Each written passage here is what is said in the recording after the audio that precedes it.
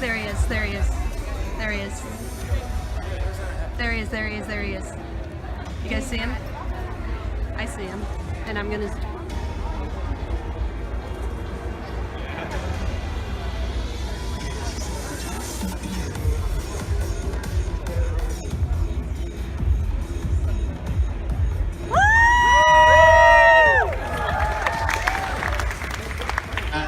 This was just me going up to get the microphone. I'm gonna come down there and talk to you guys. Hey, tell me this, how many of you guys have already seen at my table in the dealer's hall? Twice. So a good proportion of you? All right. I was gonna say I could end like 10 minutes early so that those of you who don't want to wait in the dealer's hall line and want to get stuff signed can get that done at the end. Show of hands who would want to do that at the end. That looks like about, 10 minutes of people, 10, 15. Yeah. All right, I will do that then. But don't yell at me because I'm beautiful. I feel weird way up there away from you guys because I like to talk to you, so I'm gonna come down there. Is that okay? Yes! Also, I brought presents for you all. Yes! Woo! I did. I'll explain them at the end of the panel. All right, hi everybody. My name is Chuck. I don't really whoop it up a whole lot because it takes a lot of energy to do a convention. So, I like to give you guys the freedom to just chill. So, this is my panel where you get to ask me anything at all about anything, starting with anime stuff, asking me about, it can be anything. Doesn't matter. You just ask questions. But usually, are you filming? Are you filming? Oh geez, not again. Yay, it's happening again! Hello. This is what the crowd looks like. This is what my boogers look like. Okay, there you go. I saw it. I had to do it again. Thank you! I did that to her last year, and she was amazing. So, hi guys, my name is Chuck Huber. I started in the roles of Android 17 and Garlic Jr. And then I went on to play Hiei. You can cheer for Hiei. He is better than Bum. Most recently, like Dr. Stein. Austria and Italia. The screens always go up with Austria. I don't know what that is. Let's see, what else have I done? I don't know. Hero from Shao Tucker. No. Oh dear. Too soon? Is it too soon? Yes! The cow goes moo, the cat goes meow, the dog goes, Edward, kill me. I don't. That was just for you to feel better. Yeah, too soon? It's always too soon for that. Saddest thing in anime history. Let's see what else I did. Hero in Shin-Chan, Minika from Sekirei. I was in, Big Wind-Up. Any Big Wind-Up fans? There's usually 2 or 3. 3, 5, 7. This is amazing. What else have I done? I don't know. I'm a regular actor too. This year I was on ABC's American Crime. Woo! Hansen. Oh yeah, I got a woo. One person. Star Trek Continues. My favorite job. I played Dr. McCoy. I'm a doctor, not an actor.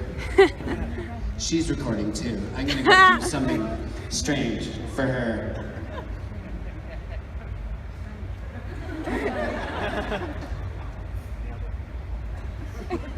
You're making everyone wait. Oh look, there's someone else filming. Phone sex. Okay, so what else do you want to know about me? Typically, when people see me, they're like, Chuck, how did you get into voice acting? So I'll answer that question first. I got into voice acting because I was in rehearsals, and this friend of mine named Brad Jackson came into rehearsals, and he was like, hey man, you should go audition for this Dragon Balls thing. And I was like, Dragon Balls? That sounds naughty. And he's like, no, it's Japanese anime. And I was like, definitely naughty. He's like, no, it's cool. You should call this guy. His name's Chris Savick. Give him a call. And you know, sign up for an audition. So I called, it was like, Yeah, hello, hi, hey. I'm like, hi, my friend Brad Jackson said I should audition for Dragon Balls. Yeah, oh no, it's Dragon Ball Z. Yeah, that's a common mistake. We made that too, starting out. So yeah, no, yeah, sure. Yeah, you should audition. How about tomorrow at like 4 or today at 5? Tomorrow or today at 5? Hold on, let me get a pencil. I was like, that's weird. This isn't a normal audition. Then he came back and he was like, Yeah, so how about tomorrow at 5? and I was like, okay, I'll do it. Tomorrow at 5 sounds good. Okay, bye. I was like, I don't know where it is. Oh, hey, sorry, I forgot to tell you where it is. It's in North Richland Hills. You know where the bank is off 820? There's like a big bank building. It says Chase Bank. You go there and audition. Yeah, we're on the first floor. Okay, bye. I was like, I've never auditioned in a bank before. Do I have to open an account to audition? This is weird. And then it was one of the, it was one of those days, the next day, where like my account was overdrawn and I was, just it was a bad day. You got in a fight and literally on the way to the audition, I got a flat tire. Oh. And it was raining, so I'm changing the flat tire in the middle of the rain on the highway. And cars are like, I'm like, I'm gonna die. I'm like, this stupid audition, I shouldn't audition for it. This is a dumb, stupid bank building Dragon Balls audition. I don't want to audition for this. And then you hear that voice, it was like, Chuck.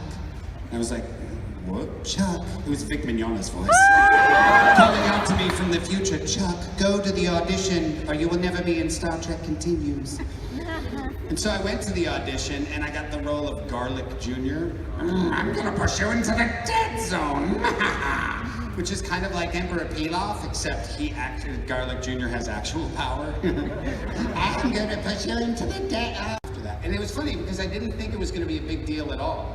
I thought that it was, because I had been working in Chicago as an actor for like 10 years. So I was like, I'm a real actor. And I went to this audition, I didn't think it was gonna be anything, and it turned out to be the biggest career move of my life, and I didn't know it was happening. So that's like, you never know when that thing that happened to you that you're gonna look back at later and go, that's the moment that thing changed for me, and I went this other direction. You should always be on the lookout for that. That little voice inside you tells you what to do. It's really smart. Science has shown it smart. Like, you can take tests, and if you just go with your first instinct on the letters with not even really registering what the answers are on a multiple choice question, you can pretty much get like a 65-70%. A lot of us got through high school that way. I know I did, right? But so your brain knows what to do. So when you have that voice inside you telling you like, you should do this, go for it. Or like especially the voice that's like, no, a dark alley's a bad choice. You should listen to that voice because it kind of directs you. So that's the first question, the how you got into voice acting question. The second question I normally get is, who's your favorite character? Which, I love all the characters. All the characters are awesome, but there's one character who's my favorite, and it's Hiei. And it's Hiei because, excuse me, I'm gonna go get some water over here. See if you point it towards the speaker, it'll go.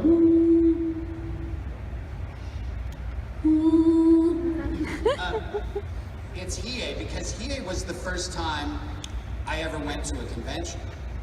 I was like up at Funimation. Here you get to watch a voice actor drink water.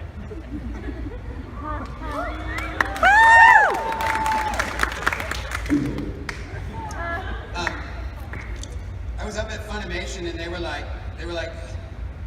hey, we're gonna take you to a con. I was like, that's awesome. What's a con? They were like, you're gonna love it. It's where people cosplay. And I was like, amazing! What is cosplay? They're like, you'll like it, Chuck. It's gonna be fun. And so they're like, we're gonna give you a plane ticket. And I was like, for free? They were like, yes. So they took me to this little convention called Comic-Con in San Diego. And I was like, what am I gonna do? Am I passing out flyers? Like, watch Yu Yu Hakusho, it's a great show. They're like, no, Chuck, you're gonna be signing autographs. And I was like, oh, you're stupid. They're like, no, Chuck, you're stupid, you don't get it yet. So they brought me there, And they sat me at a table, and you know how they normally have the line like queued up away from the table? I sat down and there was no one there. I was like, there's no one here. I told you this is so dumb to be signing autographs. And they were like, no, Chuck, that is your line of people wanting to see you. And I was like, oh my God! What just happened to my life? And the first 10 or 15 minutes were really kind of scary because I'd never signed an autograph in my life. And those people had been in line for a very, very long time. And they were a little intense EA fans. So like the first 10 or 15 minutes were like, yeah! And I was like, ah! And I got to that very first autograph. So I'm signing the first autograph I've ever signed in my entire life. And I'm like, I'm going to need a pen. Someone hands me a pen and I'm like, do you want the middle name too?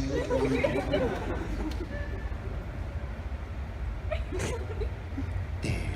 And they were like, Chuck, you're gonna have to speed that up. And then I signed autographs for like 4 hours straight. So I went from never signing an autograph in my life to signing autographs for 4 hours. Honestly not believing that I was going to. Like I thought they were crazy. So the first fans I met were all these Hiei fans. So you guys are kind of that's kind of my favorite character for that reason. Those are the first two questions people usually ask, and now I've answered them. Sometimes people ask me what my favorite color is, and I say blue. No, yellow. Ah! So I turn it over to you. Any questions? Yes.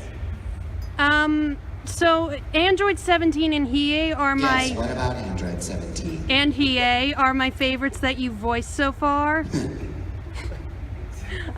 So what would a conversation between those two be like? You have a very high power level. I can sense it.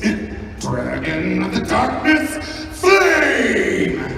And Hiei would crush you. Thank you. Thank you. You can applaud for that, that's okay. We can lightly applaud. Yes, question over there. What does it feel like to walk around in a haze of complete stupidity? Yeah, it's over here. Me? Yeah. This is my first con, sorry. You know what, if you guys want to get up and come to the microphone here, you can start making a line if you got questions. If you don't, you can just talk to the microphone. Hello, microphone. Go ahead, come talk to the mic. I'll be right here with you. Don't worry, it's not like there's a giant crowd of people, a microphone, and a bright light on here. I'll be here. Come forth. You can do it. I believe in you. I believe in you too. Give him a round of applause for me.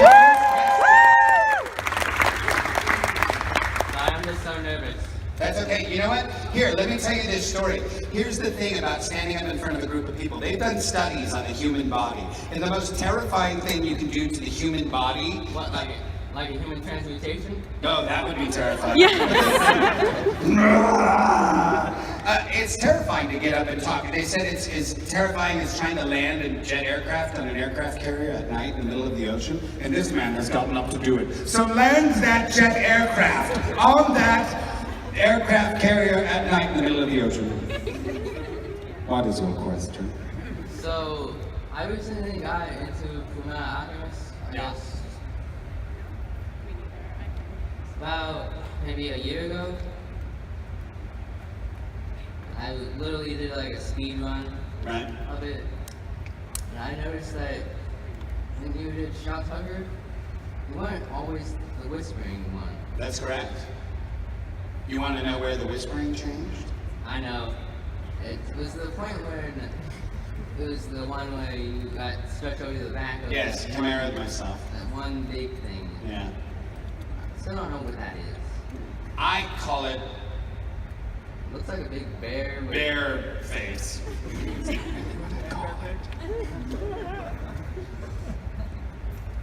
So, given the choice, I'm just trying to think of a question. Sorry. That's okay. Let's take our time. You can think of one. We got nowhere to go.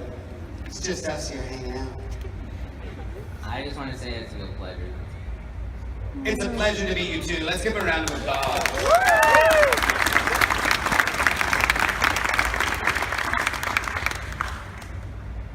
For a guy who's nervous, you sure like standing there, right? Do you have a question, or should we? I do have a question, but this is my first time meeting an actor. I'm pretty scary. Oh, okay, And good. it's someone, whenever I was with someone new, I get pretty nervous. It's all right. We all get nervous. I get nervous. I don't know if you noticed, but I was nervous at the top here. Like I normally start my panel and I'm like on it, and I started it and I'm like, this is a big crowd, and there are lots of lights, and I didn't warm up, and so like I'm all thinking in my head. So I was nervous until I got you here, actually. That's totally true. I just realized that. Question time. You made me not nervous. What would a conversation between you and Cal Tucker be? Oh. I'll use my whisper voice. Hello, Chuck Huber. It's nice to meet you. Oh my God, I am such a big fan. Do you like my bear-like, homunculus, sort of crazy physical appearance? Oh my God, you are totes nasty, and that's cool these days. I'm not sure that's my voice. I think it'll go like that. Thank you very much. Thank you. Good job, you. That's Good totally job. true. Having the nervous person there, suddenly I was like, crap, Chuck, you can't be nervous. Someone needs you. It's like suddenly all the nerves went away. Does your city need you? My city needs me. That's that joke. I saw that joke on the internet. You know the internet that's on your computer that connects to all. You've heard of it, right? So on the internet, I heard this joke, and it was to name your baby Gotham, so that in the middle of the night you can lean over to your husband and be like, Gotham needs you. When the baby was crying. Go ahead, ask your question. I have a question. I want to give you something as a gift. Is it? What is it? It's a button that says, what part of mad scientist did you not understand? I'm going to dissect you later. I do play a lot of mad scientists. I don't know what it is about that. It's almost as if they think I'm strange. I don't know why they think that. Yes, your question. So, if you weren't doing this, what would you be doing? You mean acting? Yeah. I don't know, man. Like, I mean, I was a principal of a Catholic school for a while. Yeah, I was very into education for a while, and it was while I was recording EA, I was a principal of a Catholic school. There was one little, like, second grader came up to me and was like, somebody said you're Android 17. And I went, yes. No, you're not. Detention. So I don't know, I'd probably do something in education. I like conventions because doing the panels is like teaching a class, but you get to get good at teaching just one class. Teachers have to be good at teaching 180 classes. I like teaching I have 6 or 7 different panels I do, so it's like teaching 6 or 7 individual classes over and over again to people all over the world. So it suits my teaching style, which is no grades, no preparation. You can do it in your shorts. Okay, thank you. Yeah, you're welcome. You can applaud for him. Yes. Hi. So, I was wondering, like, in the show Yu Hakusho, he changes a lot, even though it might not seem like he does. Yeah, he Where does. do you think, or like, in your opinion, where do you feel that kind of starts happening? Like, where he kind of changes a little bit? Yeah, I mean, when he like nailed it at the Dark Tournament, that was like probably the pinnacle of that arc, where you knew like he is fully on the side of right. And he is, he totally is. I like the characters that are like that are kind of broken, kind of finding their way to the light or understanding their brokenness and trying to use it for light, which is what. It's funny, I was at the water park yesterday with my 3 boys, and one of the girls running the ride was like, I just love this. All you guys are so creative. And I was like, this isn't your normal water park crowd? And she was like, oh God, no. And I was like, oh wow, so this is a treat for you to see all these sort of wonderful, creative people. And I forgot what my point was, but I was starting on something. What was it? When, like, how he. Yeah, oh, the change that, yeah, I was talking about playing the dark, sort of broken characters. That's what we all do. We all, as sort of anime fans or fans in this genre, we all have a brokenness to us, and it comes out as creativity. It comes out as a uniqueness. So while you're like, oh, because it used to be that we were the nerds and losers, and now people are starting to respect us and respect our culture and respect what we do and respect our culture. At one point, I was at a convention in Washington, and it was one of those conventions that was at 2 different hotels with like a block or 2 between them, so they were using the convention centers in both hotels. And there's just a stream of cosplayers back and forth the whole time, and this truck came by with these like rows in it with their, and their gun on the back, and all like, and then they were like, slowed down past all the cosplayers, and they were like, nerdy jerk nerd faces, except it was all swear words. And I was like, I got all mad, like dad upset. I was like, oh, you can't talk to my kids, I'm gonna, and I kind of looked around, and I was like, everybody's carrying weapons. You don't want to, you shouldn't yell that to them, that's danger. I thought like if they stopped and pulled over that they would get totally beat. No, and actually they wouldn't get beat up. What would happen is some adorable girl would put cat ears on one of them and go, and he'd be like, nerdy jerk, nerdy, you're kawaii. And she'd be like, come with me, it's okay. And he'd be like, why do I feel happy? She'd be like, come, we're going to play a game. It's called Cards Against Humanity. This game is awesome! Because that's kind of what we took our brokenness, like Hiei did, took his brokenness and used it for good. Thanks, good question. Sorry, I have one more. No, I'm sorry, no, okay, go ahead. What was like the most emotional moment you had playing Hiei, like in your opinion? Okay. And it's kind of weird. At the very last recording session I had, it was funny, we've been recording it, and they don't like forewarn you like, this is your 3rd to last recording session, this is your 2nd to last recording session. They just, you get there that day and they're like, hey, guess what? We're wrapping up Hiei today forever. And you're like, what? That's it? It's over? And it was like, yeah. And so I was like, oh God, I'm gonna need a minute. Just give me a minute. I was like, okay. And then we recorded. We had like 2 hours to record. And we got towards I was like, there's only 10 lines left. 10 lines, and he is gone. And I was getting sad. And Justin was running the session, and he was like, he started to go, because it goes, when you're in the booth, it's you in the booth, and it's a director, and it's an engineer, and you're alone, and normally you preview the Japanese, and then you do it in English, and they'll go boop, boop, boop, and where the 4th beat should be is where you start talking. And so then Justin started turning into Obi-Wan Kenobi to keep me from like weeping openly over losing Hiei.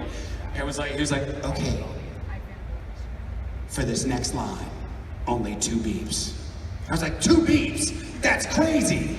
So I was like, boop, boop.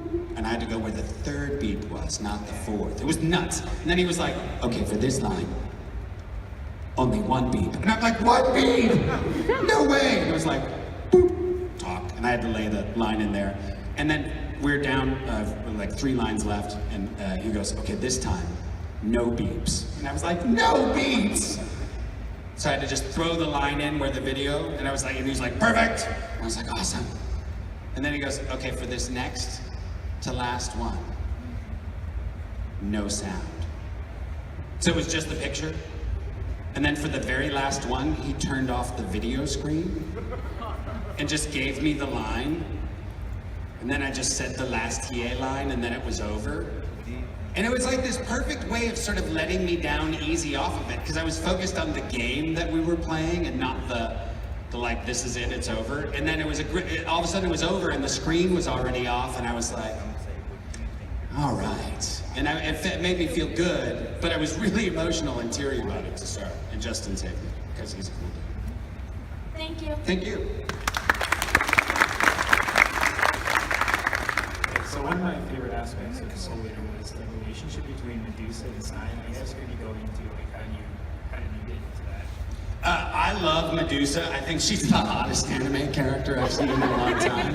And I was like, while we were recording it, I'm like, dude, she's hot. I like Medusa. Medusa's totally hot. And Zach was like, you're not gonna like what's coming up then. I was like, oh no.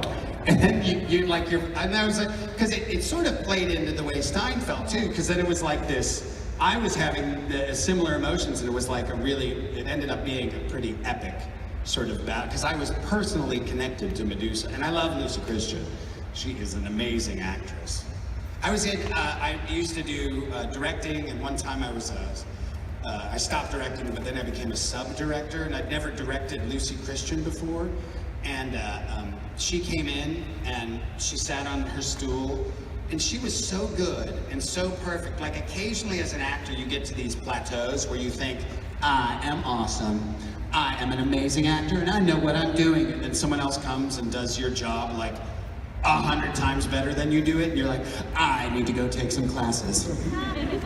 So I was watching Lucy Christian, and she was just nailing it line after line. Her stuff is awesome, and you'll usually know if you're jealous, because it starts out something like, that's stupid, or like, I hate her, or I hate him. You know, like, you get that sort of angry part of you. A lot of times that's jealousy. If you flip that jealousy into a challenge, it makes it go away, and it makes you start to work. It's really fun. It's something I've been practicing, like, because you get jealous as actors, like, they got that good movie I didn't get, and they're, you know, so you turn that jealousy into a challenge, and it fuels you to the next challenge. I don't know how I got into that. I just thought I'd say that. Also, what's your favorite kind of dog?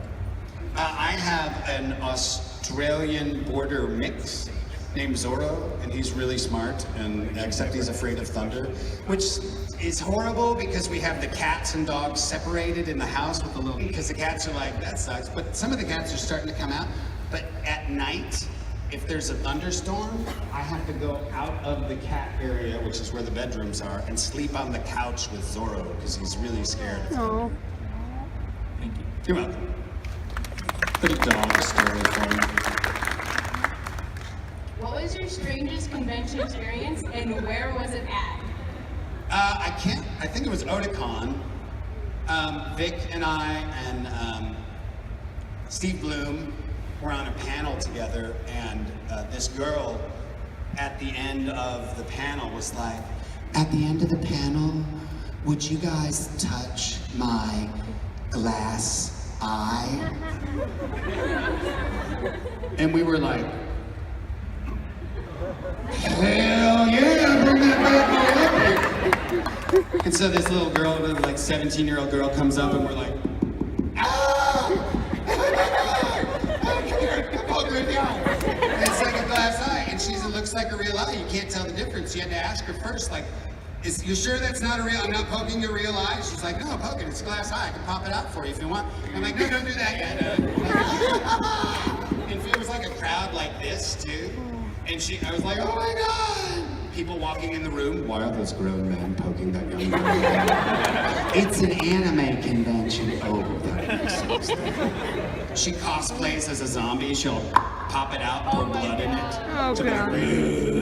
People are like, oh my God, your makeup is amazing. How'd you do it? She's like, riding my bike when I was 6. Oh my God. And she loves it, man. And that's the thing with this crowd. The thing that is that broken part of you, the thing that's so like, I don't know how I could possibly show this to the world. That's the thing at an anime convention in front of a group of 300 people. You'll stand up and go, look at my broken eye. Would you touch it? Right? Because we all got the broken stuff, but in this crowd, we're like, whatever your broken stuff is, it's cool. We'll deal with it. We'll figure it out. One day, I was at Otakon too. There was a karaoke contest, and a Spectrum kid, autistic Aspie kid, and our 7-year-old is autistic, so we're very much in the neuro tribe, in the neurodiversity. But this Spectrum kid got up on stage, and he thought he was singing, and he had kind of the lyrics here, and they had the music going on in the background, but he was just kind of got froze, and he was kind of just rocking back and forth, and he wasn't singing at all. And this was probably my second convention, and I was like, oh, you know, I started feeling, you get that, oh, God, oh, poor kid, oh, this, how is this gonna be? And then suddenly, like, the crowd started singing the song for him, which made him, like, you know, look up and get excited, and then his voice started coming out, and then the crowd got louder, and then they both got louder together, and then at the end, he got a standing ovation. And I was like, that's what this crowd's about. There's no place in the world you would get a kid going up on stage, getting frozen like that, and getting saved by the crowd. Our people are good people, starting with you. You're the best. One more question. I just like watching you try to talk about it. It's kind of fun. It's really fun for me. But do you think that Vic McNana is edgy? I can't wait to tell him you called him McNana. Do you think Vic Salami is Vic Maloney? Do I think he's edgy? Edgy. I'll tell you this. He reminds me of a really edgy dad. Really edgy. I'm your bad dad. I will drive through the carpool lane at 7 miles per hour over the limit. He's not really edgy that way. Where he's edgy is where it counts in this business, which is he took his whole heart and soul and threw it into a project that could have blown up in his face and destroyed him 100 times over. Like, the edge you have to have on you to cut through the BS in the realm that he's created Star Trek Continues in is amazing. So his edge when it comes to that type of definitive force is amazing. And he's also an amazing executive producer. I'd say he's edgy that way. Also, he totally doesn't put mayonnaise on anything, which is real edgy. Awesome, thank you. All right. Hello. Hi, I got a question. I have an answer. The answer I'm going to give is Fruit Loops. Go ahead, your question. So, what do you think your best Dr. Stein line is in your own opinion? Wait, this phone is going off.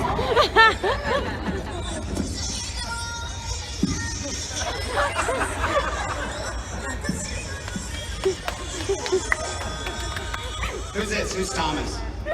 Oh. Hey, Thomas. Hi, this is Chuck Huber. Your girl's in the middle of a panel with me right now. Are you a fan of anime? Oh, that's good. I'm the voice of, like, Dr. Stein and here in Android 17. Hello? Wait, I'm gonna put you on speaker. Go ahead. Here, everyone say hi to Thomas. Hi, Thomas! What did you want to ask your girl? I was just wondering what she was doing. I guess you know. I don't know. Yeah. Yes, this is where she is. Do you have anything you want to tell the crowd before? Oh, I'm looking at a picture of you now. You're a handsome dude. Anything you want to tell the crowd before I hang up your phone? Everyone's awesome. Yeah! I'm sorry, were we doing a question? What was the question? I can't remember. So, in your own opinion, what do you think your best Dr. Stein line is? I think Stein's finest moment was his going insane. And when I got to do that laugh,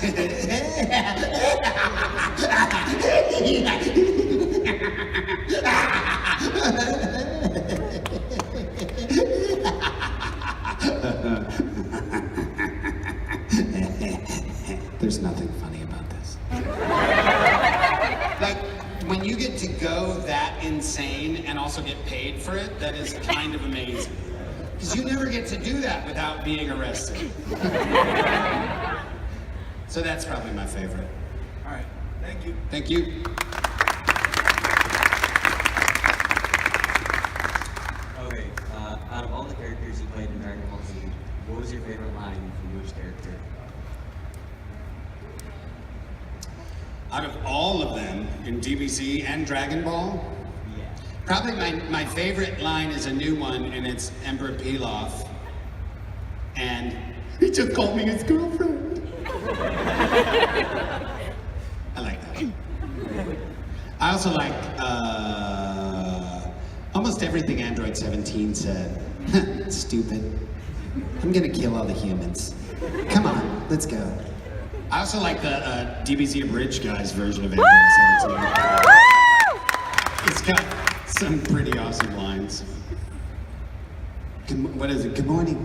Good morning, Doctor. I can't remember. Nah, I'm just kidding, bro, or something like that. Yeah. I'll have to watch it again.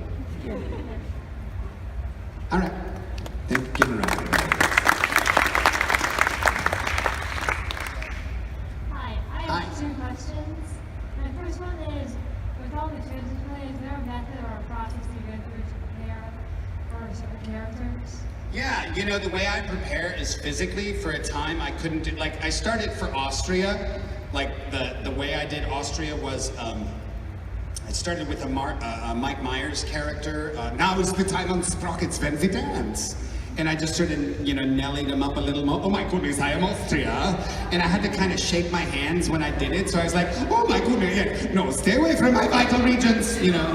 So I had to shake my hands, and I'd lose the voice if I wasn't shaking my hands. As a matter of fact, I'm kind of not doing it right now because I'm not shaking the microphone. But yeah, so I get into it physically. Emperor Pilaf, I got his voice by imitating Edith Bunker from All in the Family. Oh, Archie! Right? And so it's like this old series, and it's this 60-year-old woman from Queens, so Emperor Pilaf is actually an old woman. So it's like a bad imitation of Edith Bunker, but it's a perfect Emperor Pilaf, which is sort of good advice for anyone who's doing any sort of voice acting or aspiring to be a voice actor. Like, imitations or impressions are usually the realm of comedians. Actors make their own original characters. So if you do a bad imitation, guess what? That may be your best original character. I had people who were like, Chuck, do you do Yoda? And I'm like, no, I do Billy Yoda, his brother-in-law. Hi, I am Billy Yoda. I know use force, I throw things. So I can't do Yoda, but I do Billy Yoda. Does that answer your question? I don't even know where we started. My second question is, has there ever a character you've been cast that you want to play somebody else in the show? Like, yeah, you know, originally when I got Hiei, I wanted to be Yusuke. I had auditioned really hard to be Yusuke, and I ended up Hiei. And I was like, I wasn't sad to get Hiei, because actually the first 4 episodes he's not in, and the directing contracts come out in 4-episode chunks. So I was, I knew they started recording and I hadn't been cast or called in. And I was like, oh, I didn't get anything in Yu Yu Hakusho. And then I got Hiei, so I was really excited to have him. Also, I think I'd be a great Edward Elric brother. No, I'm terrible. I'd really. thank you. Yeah.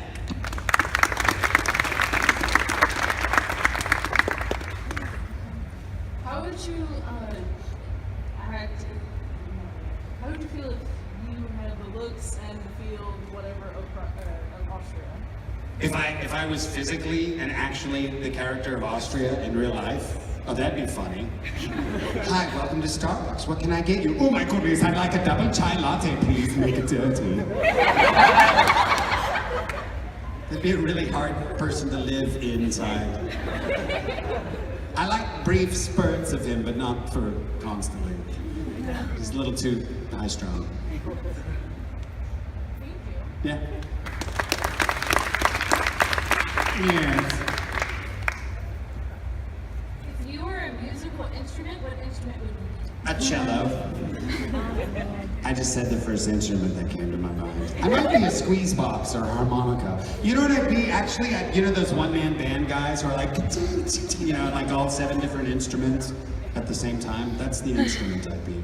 Or some weird instrument like a theremin or something. I guess I'd be a lot of instruments.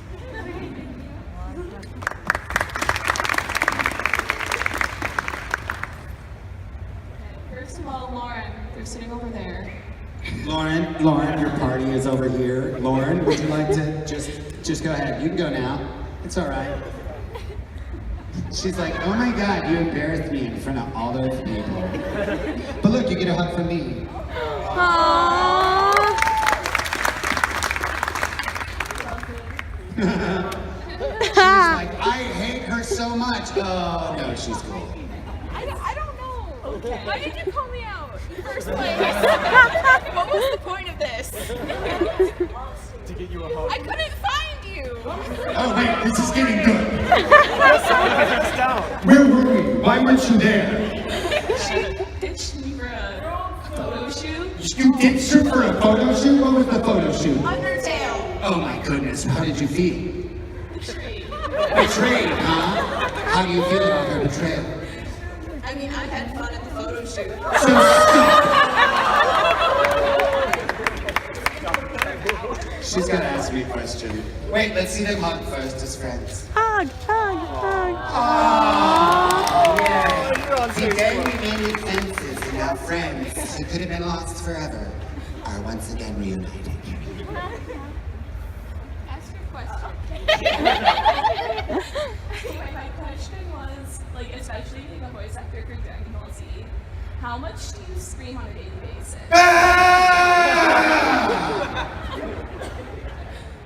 I don't know, that was like 3 seconds. On a daily basis, I try not to scream a lot.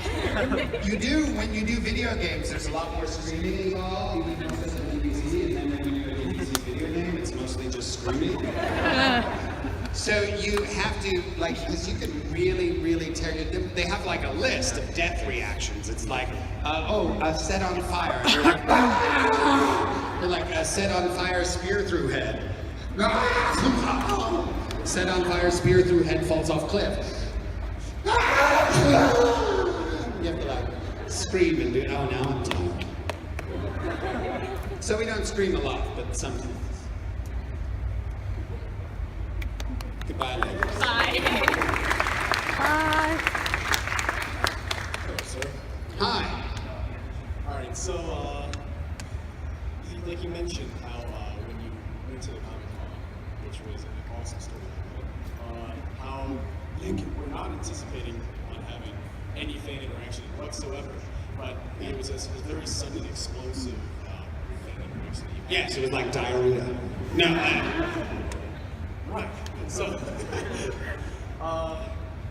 starting with that, like, how did you initially react to that, having such a large fan base that you weren't aware of, and then coming off of that, how has it been through your career? How was that aspect of your career? How have you reacted to that, just like instinctually?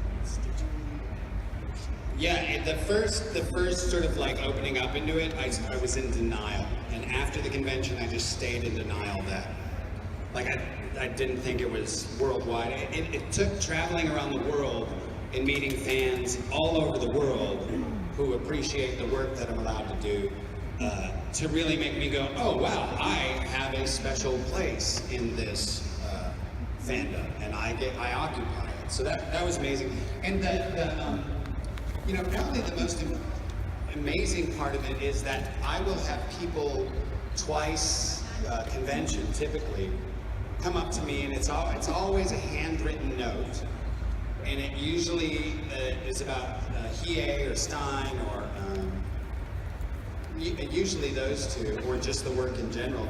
And it'll be a note about like, I had one girl came up to me today and said that Hiei got her to do things when she was a kid that she didn't think she'd be able to do. She was like, oh, I just need to not be so scared about this. Hiei wouldn't be scared. But you get notes of, people saying like, it was really bad home life and in school, people were mean to me, and coming home to watch Yu Yu Hakusho is the thing that saved me, literally saved me. Especially Hiei, because he was strong, and I liked his attitude. It gave me a little bit of attitude to, we got to beat back these things in life that try to keep us down, because those are old scripts, old voices you don't need to listen to. Anything telling you negative stuff, that's not your words.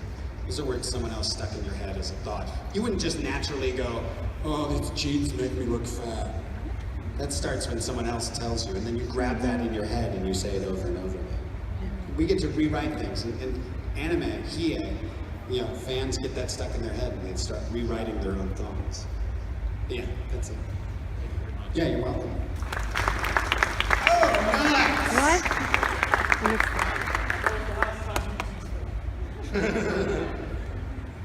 Hello. Hi. I'm just curious, when you play He in the Hobbit show and you talk with Yusuke, did you guys get along or did you actually hate each other? Do you mean the characters or me and Justin? Because I hate Justin. I love him. In the show. In the show, you know, that's one of those interesting relationships. It's like a relationship of mutual respect. Like there was from that very first fight, there was a mutual respect established. And then it kept being affirmed in both, on both sides. And so, I don't know if I'd say they were friends. I'd say they were colleagues who trusted each other by the end of it. Because when I saw the first episode, I know they didn't like him. No, I didn't like Yusuke? Yeah. No, not at all. Hated him. He's a punk. Thank you. Yeah, you're welcome. How's it going? Good, how are you? Your personal favorite moments from Shin-Chan? To be a man, you must have honor, and a penis. Right there. Well, that's where that comes from. Yeah, come on. Hi, Jeff. How are you? Good, how are you? I'm good. I have 3 questions, actually. Okay, I have one answer for all 3, and it will be asparagus. That's tasty and maybe applicable. Okay, first, I met you and Vic, and I was in for Spikes, and I noticed that you're all physically fit. Is that important in voice acting? First of all, thanks. I was just telling Vic, I was looking at tape from episode 6 and tape from episode 3, and I was like, I need to lose like 15 pounds. McCoy's getting a little plumper than he was. But thank you. Yeah, it is important to be physically fit as an actor. Acting is a physical exercise. It is sport-like. It is not sport, but it is sport-like. You have to have an endurance and a physical focus that requires energy. And yeah, so it is important. Also, agents will look at you and they're like, this is what they'll tell you, quite honestly. They'll be like, you either need to put on 40 or take off 15. Because like you need to either be that character or the other character, so you get to pick. Being in between is bad. And the second question is, do you watch finished pieces of work that you do? Yeah, you know what? I watch all the Star Treks. I don't watch all the anime I'm in. Typically, if I'm in an anime, I'll be watching it and enjoying it, and then I come on and I'm like, faker, fake, that guy's faking it, that's not real. Because I hear myself and I can't trick me because I know all my tricks. So sometimes I ruin the character for me. It's hard for me to dissociate and just watch it. And my third question is, are you influenced by Jim Gaffigan? That's funny. I kind of imitate his style occasionally. Oh, I've got 10 minutes left. I gotta go a little more. I imitate his style occasionally because it's an easy sort of go-to and it's sort of a soft style. But curious, funny side note, my brother's girlfriend, all through like college, like 4 or 5 year girlfriend, is Jim Gaffigan's wife now. Oh my God. Yeah, I know. I was watching the Gaffigan show and it was about Jeannie and it's like, is that Jeannie Noth? Jeannie Noth was Jude, and it was. Thank you. Yeah. Alright, I have 2 questions/requests. Sure. The first one is, what is your favorite line from being Austrian? Stay away from my vital regions. Okay, and then, you know one of the episodes in Beautiful World where it shows all the nations walking and Austria is the slowest? Sure. And you know the part where he asks Germany to get down so he can rest? Can you say, there's nothing kinky about it, hands and knees now? There's nothing kinky about it, hands and knees now. You're welcome. She just got high fives for that question. So you and Vic Mignon really seem to hit it off really well. Yeah. Why do you think that is? Like, what's your favorite quality about him? That's a Because you're in love with Tommy Tisuo. Because I'm what? You're in love with Tommy Tisuo. Yes. I was totally Oron. No. Vic and I don't know. We just hit it off. We're both very driven. We're both very passionate. We're both, sort of opinionated about life. Not necessarily the same all the time, but he was cool with my opinions that were different, and I was cool with his opinions that were different, and the core sort of values we both have were almost exactly the same. But you go through life with people, and sometimes you're just around them so long, you get used to knowing them, and it's like, you don't even know why it's like, no, it's just been that way forever. I don't even know how that happened. But certainly working on Star Trek has made us a lot closer. Thank you. Yeah, you're welcome. Hi again. Hi. So I know you were part of the Yu Yu Hakusho abridged movie. Keep talking. By Lanny Pator. Right. Go ahead. Keep going. Keep going. Is that showing my eye? Okay. Yeah. I know you were part of that. Yeah. So, how did it feel being in a parody version of a show that you were in? And also, I wanted to give you these. Oh, presents. Oh, these are awesome. I didn't make them. I found them on Etsy. Stein in Austria. They're so beautiful. I'm gonna dissect you. Thank you. Can I? Yeah, you get a hug. Yay! Everyone gets hugs. You're welcome. Thank you. For the question about. Did I answer your question? No. What was your question? I can't remember. About how it felt being part of a parody version of Yu Yu I love all the Hakusho. parodies. The parodies, the fan stuff. Obviously, being in an STC fan show shows that. I love all that. I'm very supportive of it. I think that's a wonderful new twist to the industry that's happened. What was it like to work on the Delta of Shin-Chan and everything else? Entirely retarded. Yeah, Shin-Chan was probably the property I got to improvise the most on. It was absolutely hilarious. Thank you very much. It's the funniest show I've ever worked on. It's the most fun I've ever had recording a show, and we still, to this day, Peter, Zach, and I will quote. Well, they do most of the quoting. They'll quote things to me, and then I laugh. I wish they would bring it back. That was awesome. Yeah, every time I'm up there, Shin-Chan and Sergeant Frog have a lot of movies, and every time I'm up there, I beg Justin to get the rights to some of the movies so that we can put out 1 or 2 a year. I think all the fans would dig that. Yeah. That was my only question. Give a round of applause.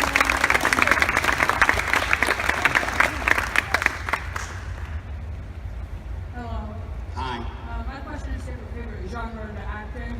Yes, Shakespeare, without a doubt. In the last stage production I did, I was Petruchio in Taming of the Shrew. But you don't talk like that in Shakespeare, you just talk like yourself. But yeah, Shakespeare's my favorite. If you had to put me in a room and said, you cannot leave this room until you decide one thing acting-wise you're gonna do for the rest of your life, I would do Shakespeare, for sure. Thank you. All right, thank you guys. That's all the time. What time is it, Jeremy? It's 3:55, and I think we got time for one more question before we gotta clear the room. But I was gonna try to do quick signing of people in a quick line, so I wanted the last 5 minutes to do that. Okay, take the last 5 minutes to do that. All right. Let's do that. Thanks, guys. You've been awesome. I'll sit at this table. We'll sign real quick for like 5 minutes. So have your stuff ready and out. We won't be doing pictures, just if you want to get something signed.